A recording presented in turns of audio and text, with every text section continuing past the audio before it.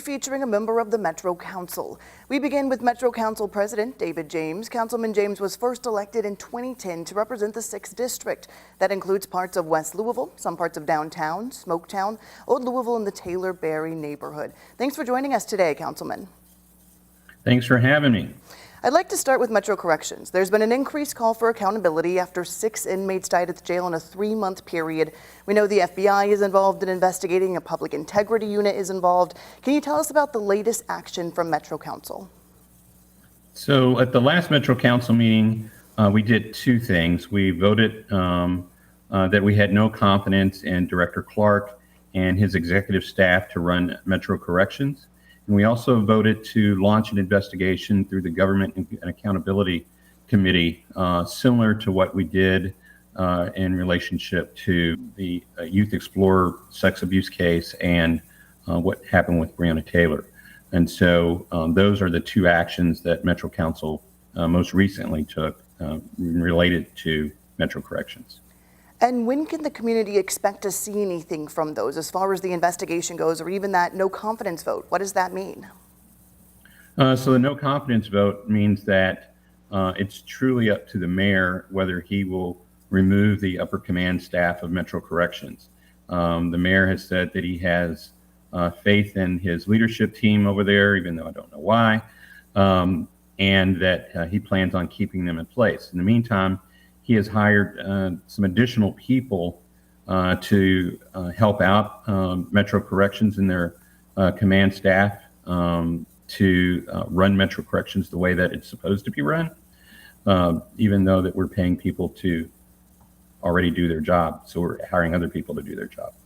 And as far as the investigation is concerned, we are going through a process of hiring an investigator and an attorney to help with that investigation. And we expect cooperation from Metro Corrections and the administration in this investigation.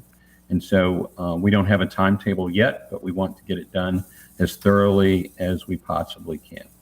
All right, switching gears now, Councilman. Trial continued today for former LMPD Detective Brett Hankison. As you know, Louisville often reacts to news related to Breonna Taylor and the night she died. So what, if anything, is the city doing to prepare for a verdict in this case? You know, I'm like me and every other citizen here in Louisville. We're watching the trial, and it's truly up to, the jury and the judge how they conduct that and the outcome. We hope for a just outcome from the trial. But what Louisville does in preparation for that is actually up to the police department and the mayor. They're the ones that control those functions of government. And we hope, along with everybody else, that they are prepared for any eventuality. All right, and before we let you go today, we'd like you to tell us a little bit more about this new Metro Council podcast. What are you guys working on? So we have a brand new podcast that we have set up with the help of our newest member to the Metro Council family, Katrina Helmer, and it's called the District Download. And our newest one, which was just released today, has Councilman Anthony Piagentini and Councilman Ja'Cory Arthur having a great, open, honest dialogue discussion. And I really encourage everybody to tune in to the District Download.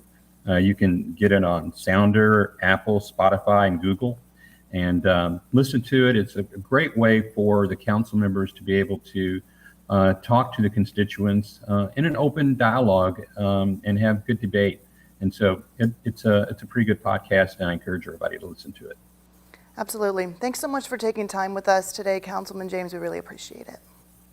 Thank you. I hope you have a great day.